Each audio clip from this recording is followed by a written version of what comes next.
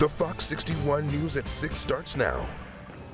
Now at 6, take a look. We are in for some brutally cold temperatures. Right now, you're taking a look at the wind chills expected for this weekend.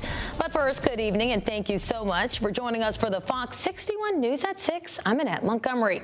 We start tonight with meteorologist Sam Sampieri, who is tracking these frigid temps. Sam. That's right. You know, when you factor in the wind and the frigid temperatures, it feels like it's 10, 20 below zero. I mean, all you have to do is step outside, and you get to a point where it doesn't matter what it feels like, 1 below or 20 below. It is brutally cold out there, and this weekend, more of the same.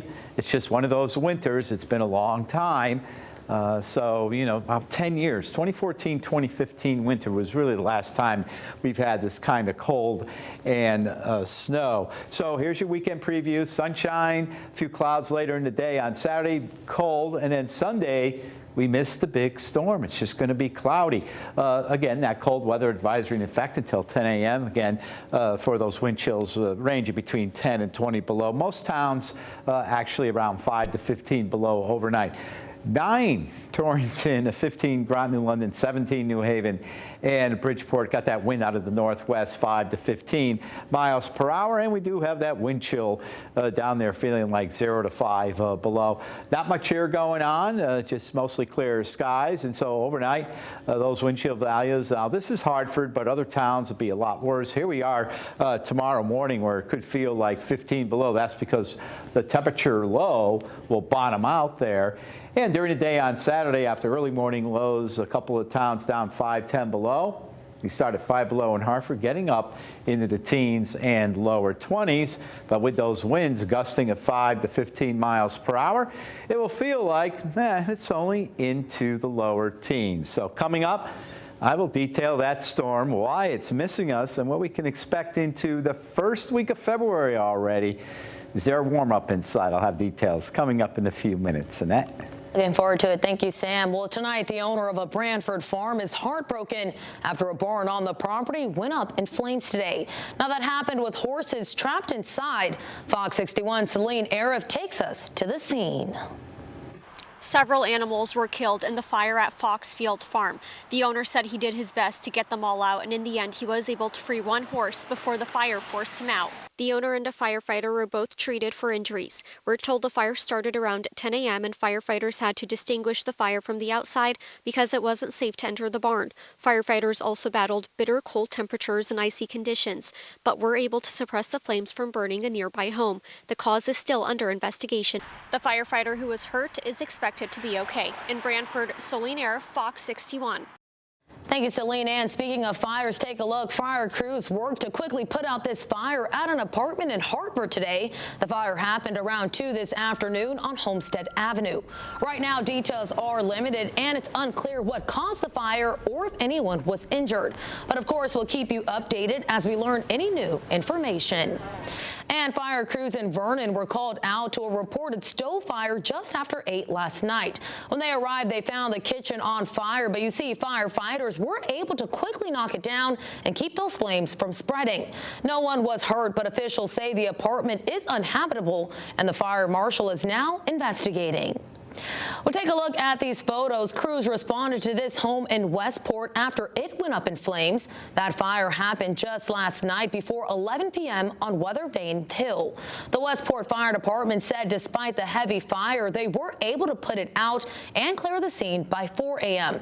Thankfully, everybody inside safely got out before firefighters showed up. Tonight, the cause of that fire is also still under investigation. And with all these house fires breaking out across the state, officials are now issuing tips and tricks to help you stay prepared and possibly avoid one. Fox 61's Jalen Anderson spoke with the state fire marshal's office about the most common causes and how you can stay safe. Fire officials here in Windsor Locks are urging everyone to heat their homes safely after several reports of fires being started across the state due to unsafe heating practices.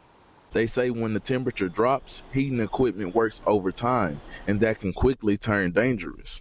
State Fire Marshal Lori Volkert says home fires are far more common during extreme cold, often caused by space heaters, fireplaces, and electrical issues. One of the main ones is heating. So we want to make sure that people are using their fireplaces, wood stoves, pellet stoves safely, that they're clearing out their chimneys regularly, only burning clean, dry hardwood. She says homeowners should maintain heating equipment year-round, not just when the colder weather creeps in.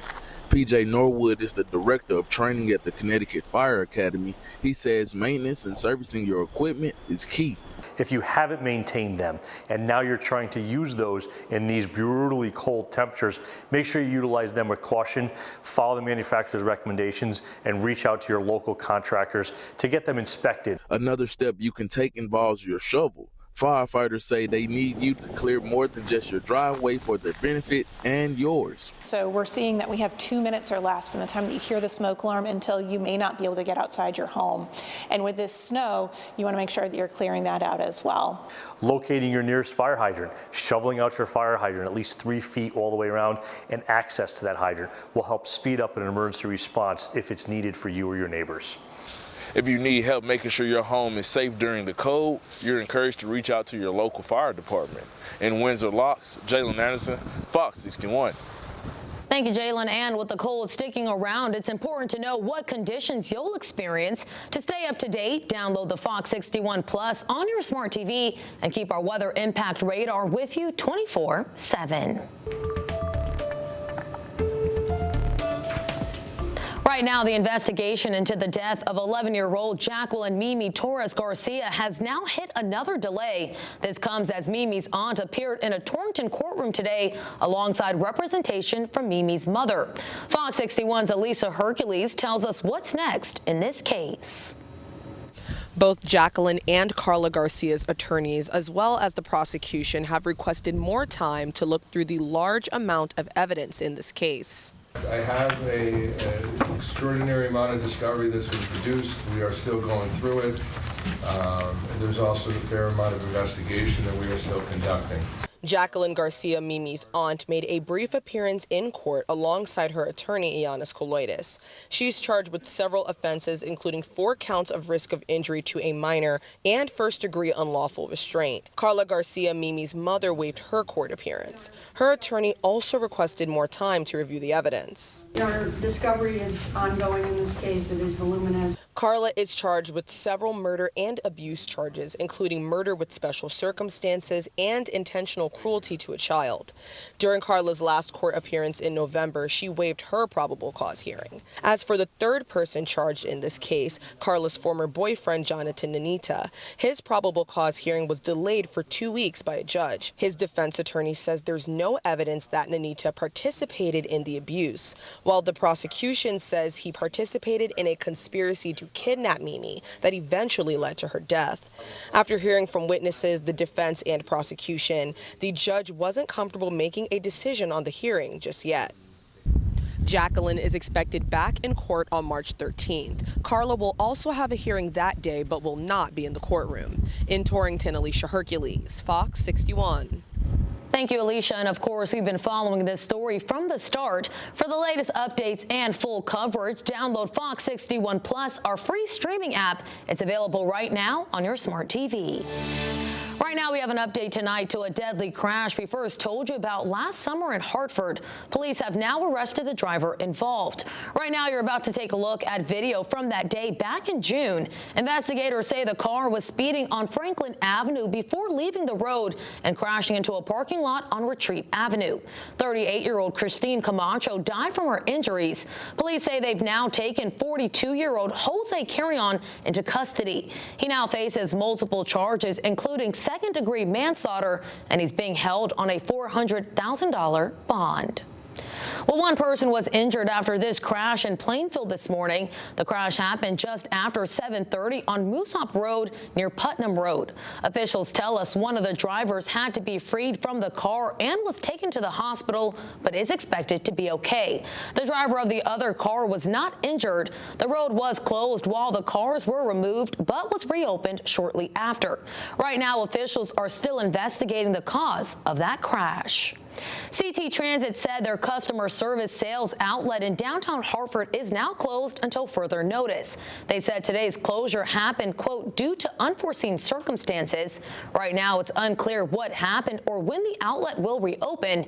If you need to purchase tickets or passes, you can go online or call their customer service line.